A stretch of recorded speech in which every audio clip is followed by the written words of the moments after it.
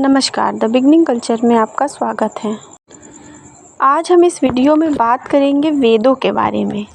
वेद दुनिया के प्रथम धर्म ग्रंथ है। इसी के आधार पर दुनिया के अन्य मज़हबों की उत्पत्ति हुई, जिन्होंने वेदों के ज्ञान को अपने अपने तरीके से भिन्न भिन्न भाषा में प्रचलित किया।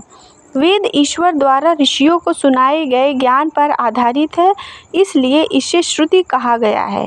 सामान्य भाषा में वेद का अर्थ होता है ज्ञान। वेद पुरातन ज्ञान विज्ञान का अथाह भंडार है। इसमें मानव की हर समस्या का समाधान है।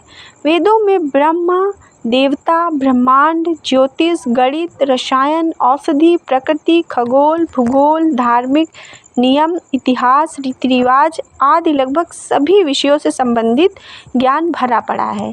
शतपथ ब्राह्मण के श्लोक के अनुसार अग्नि, वायु, आदित्य और अंगिरा ने तपस्या की और ऋग्वेद, यजुर्वेद, सामवेद और अथर्ववेद को प्राप्त किया।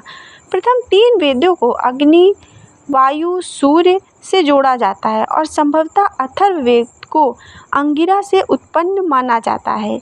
एक ग्रंथ के अनुसार ब्रह्मा जी के चारों मुख से वेदों की उत्पत्ति हुई। वेद सबसे प्राचीनतम पुस्तक है, इसलिए किसी व्यक्ति या स्थान का नाम वेदों पर से रखा जाना स्वाभाविक है। जैसे आज भी रामायण, महाभारत इत्यादि में आए शब्दों से मनुष्यों और स्थान आदि का नामकरण किया जाता है। वेद मानव सभ्यता के लगभग सबसे पुराने लिखित दस्तावेज हैं। वेदों की 28,000 पांडुलिपियाँ भारत में पुणे के भंडारकर ओरिएंटल रिसर्च इंस्टीट्यूट में रखी हुई है। इनमें से ऋग्वेद की 30 पांडुलिपियाँ बहुत ही महत्वपूर्ण हैं, जिन्हें यूनेस्को ने विरासत सूची में शामिल किया है। यूनेस्को ने ऋग्वेद की 1800 से 1500 ईसा पूर्व की 30 पांडुलिपियों को सांस्कृतिक धरोहर की सूची में शामिल किया है। उल्लेखनीय है कि यूनेस्को की 158 सूची में भारत की महत्वपूर्ण पांडुलिपियों की सूची 38 है। वेदों के उपवेद भी हैं। ऋग्वेद का आयुर्वेद, यजुर्वेद का धनुर्वेद, सामवेद का गंधर्व वेद और अथर्ववेद का स्थापत्य वेद। ये क्रमशः चारों वेदों के उपवेद बतलाए गए हैं। ऋग्वेद, यजुर्वेद, सामवेद और अथर्ववेद। ऋग स्थिति, यजु रूपांतरण, साम गतिशील और अथर्व जड़। ऋग को धर्म, यजु को मोक्ष, साम को काम, अथर्व को अर्थ भी कहा जाता है। इन्हीं के आधार पर धर्मशास्त्र, अर्थशास्त्र, कामशास्त्र और मोक्ष शास्त्र की रचना हुई है। सबसे पहले बात करते हैं ऋग्वेद की। ऋग अर्थात स्थिति और ज्ञान। ऋग्वेद सबसे पहला वेद है जो पदात्मक है। इसके 10 मंडल में 1028 सूक्त हैं, जिसमें 11,000 मंत्र हैं। इस वेद की 5 शाखाएं हैं: शाकल्प, वाष्कल, अश्लायन, शंखायन, पंडुकायन। इसमें भौगोलिक स्थिति और देवताओं के आवाहन के मंत्रों के साथ बहुत कुछ है। ऋग्वेद की रचनाओं में देवताओं की प्रार्थना, स्तुतियाँ और देवलोक में उनकी स्थिति का वर्णन है।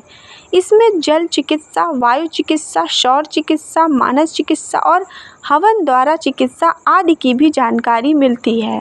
ऋग्वेद के 10वें मंडल में औषधि सूक्त यानी देवताओं का दवाओं का जिक्र मिलता है। इसमें औषधियों की संख्या 125 के लगभग बताई गई है, जो कि 107 स्थानों पर पाई जाती है। औषधि में सोम का विशेष वर्णन है। ऋग्वेद में च्यवन ऋषि को पुनः युवा करने की कथा भी मिलती है। आगे बात करते हैं यजुर्वेद की। यजुर्वेद का अर्थ है यत प्लस जू, यजु।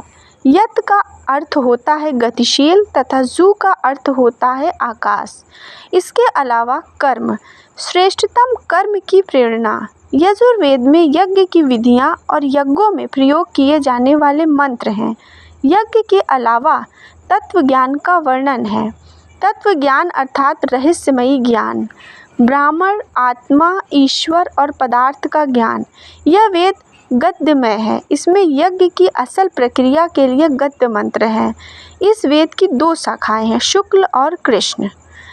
वैशंपायन ऋषि का संबंध कृष्ण से है। कृष्ण की 4 शाखाएं हैं। याज्ञवल्क्य ऋषि का संबंध शुक्ल से है।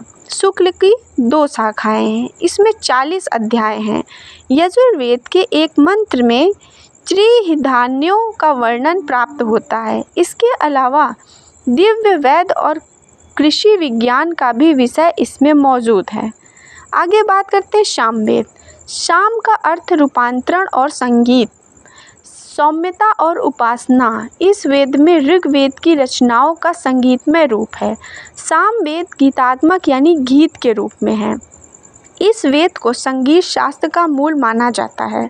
1824 मंत्रों के इस वेद में 75 मंत्रों को छोड़कर शेष सब मंत्र ऋग्वेद से ही लिए गए हैं। इसमें सविता, अग्नि और इंद्र देवताओं के बारे में जिक्र मिलता है। इसमें मुख्य रूप से 3 शाखाएं हैं, 75 ऋचाएँ हैं। आगे बात करते हैं अथर्ववेद की। थर्व का अर्थ है कंपन और अथर्व का अर्थ अकंपन। ज्ञान से श्रेष्ठ कर्म करते हुए जो परमात्मा की उपासना में लीन रहता है, वही अकंप में रहस्यमयी बुद्धि को प्राप्त होकर मोक्ष धारण करता है। इस वेद में रहस्यमयी विद्याओं, जड़ी बूटियों, चमत्कार और आयुर्वेद आदि का जिक्र है। इसके 20 अध्यायों में 5687 मंत्र है।